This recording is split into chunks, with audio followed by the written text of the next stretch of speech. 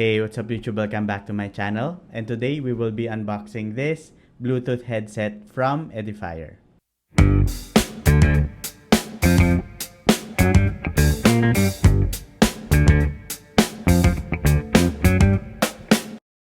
Okay, so if you are looking for a budget headphones or headset, then this is the one for you. So for today's video guys, we will be unboxing this Bluetooth headset from Edifier.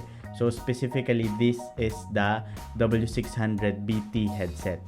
Okay, so before we proceed with the unboxing, huge thanks to Edifier Philippines for sending this one for us to unbox here on our channel. So if you don't know Edifier is a known brand, well-known brand actually, na gumagawa sila ng mga audio equipment. So mainly from speakers, then meron din silang ganito Bluetooth headset, and meron na rin silang mga wireless earbuds.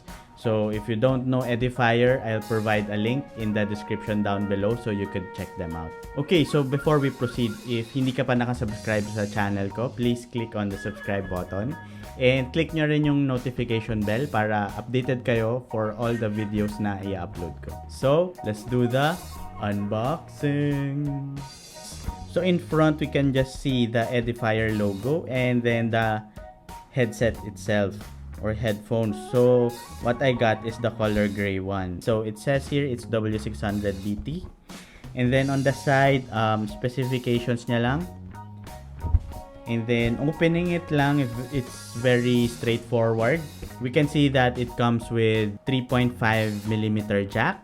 So apart from being it a wireless headphone, pwede mo rin siya magamit ng wired. So if ever naubusan ka ng battery, you can still use it as a normal headphones. The next is yung charger, which is USB-A to USB-C. So okay na rin siya kasi Type-C na rin yung slot niya. So if marami na kayong Type-C devices, at least hindi mo na kailangan mag-provide pa ng ibang cable. Kasi yung ibang headphones, for this price point, micro USB pa rin yung gamit. Then next, obviously, yung manuals.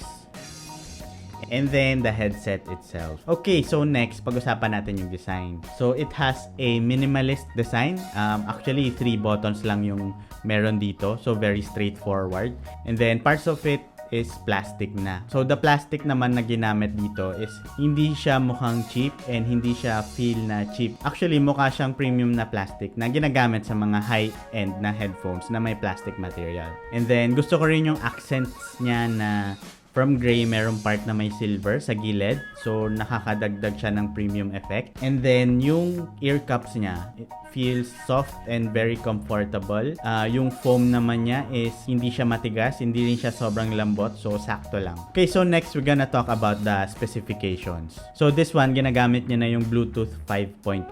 So, mas malayo na yung range niya, mas hindi na madalas yung pag-drop niya or pag-disconnect sa mga devices nyo.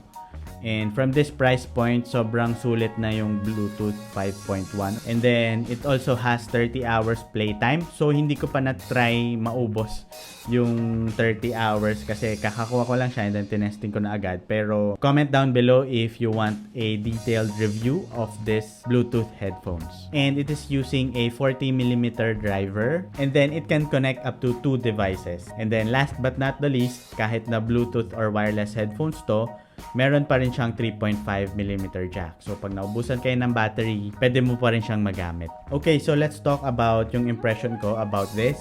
Ginamit ko pa lang siya ng saglit. So, iba pa rin yung detailed review kasi mas matagal mo siyang magagamit. So, sa panandali ang paggamit ko sa kanya, ito yung masasabi ko.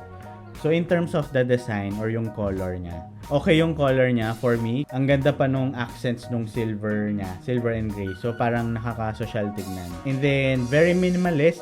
And yun nga, kasi nga 3 buttons lang din. So, wala ka na masyadong isipin or yung mga touch or gesture na pwede mong gawin sa mga high-end headphones. Wala siya nun. Pero 3 buttons lang and very easy to use and very straightforward. And then, yung build quality naman niya, very sturdy enough, and then yung flexibility ng headphones mismo. From this price point, medyo na impress ako about the build quality. And magaan din siya. Alam naman natin for long use, yung weight nagmamatter. Syempre, if mabigat yung headphones mo, madali kang mangalay.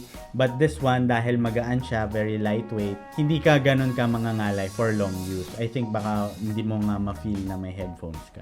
And then, pairing it with my devices, hindi ako nagkaroon ng problem.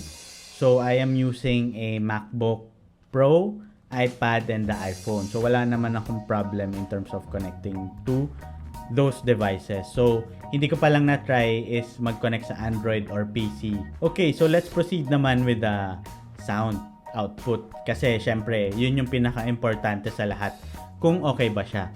So, first, let's talk about yung bass niya. Kasi yun din yung pinifeature ni Edifier sa sites nila. It has a powerful bass. Actually, totoo. Yung bass niya, na-impress ako for this price point nung headphones. 1,299 and sobrang okay nung bass niya. And then yung mids and high, hindi siya ganun ka-clear. Humabol naman siya sa bass. Pero overall, okay na siya for this particular price point. Okay, so I'm gonna play some music na non-copyrighted para syempre hindi tayo ma-copyright. So ilalagay ko siya sa ears ko and then para malaman nyo kung ano yung lumalabas na music or kung ano hanggang saan yung pwede nyong marinig. So malapit lang yung mic ko. Isang dangkal lang para ma-determine nyo.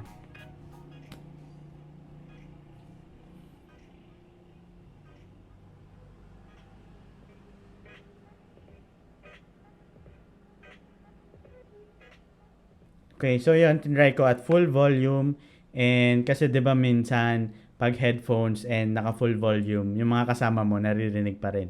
So yung mga lumalabas na music, yun yung tinry natin. Playing it again, ito. Itinututok ko siya sa microphone.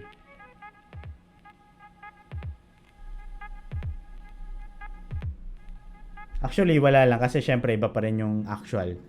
And hindi naman siya magre-register ng actual dito sa mic natin. Pero still, just to give you an idea lang.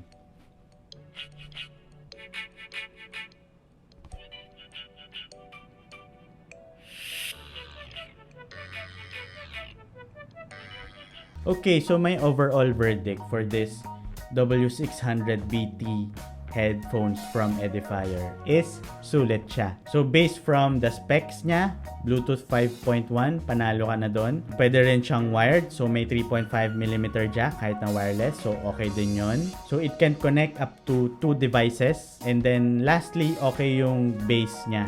So for this particular price point na 1,299, this is a good budget headphones. So if naghahanap kayo ng budget headphones na sulit, then this is the one for you. Okay, so thank you again Edifier Philippines for sending this one for us to unbox here on our channel. I'll provide the link kung saan nyo siya pwedeng mabili, Lazada or Shopee. So check nyo na lang yung links in the description down below. Also, I've posted some photos on Instagram. So follow my Instagram account for more tech photography like this. Okay, so thank you guys for watching this video. If you liked it, please give it a like down below. Subscribe if you haven't already. And smash that bell to get notified when I upload new videos. So hanggang dito na lang manali guys. Talk to you soon.